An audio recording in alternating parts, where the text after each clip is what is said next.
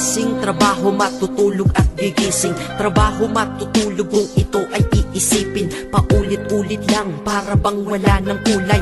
Palaging ganito, ano ang punto ng iyong buhay? Sa sweldo, babayad, sa sweldo, babayad.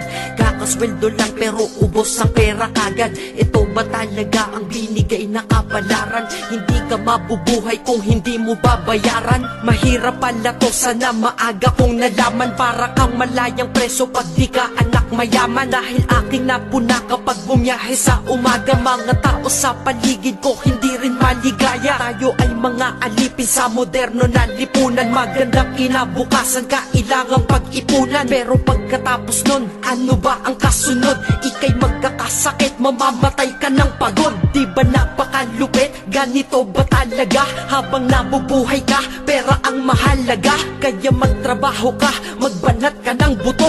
Yan ang salitang maririnig mo sa buong mundo. Dahil libre lang mangarap, pero mahal mabuhay. Pero kapag kayakap, iyong mahal sa buhay. Para bang lahat ng pagod ay mayroong katuturan. Yan ang sweldo kong sapat at walang katumbas yan.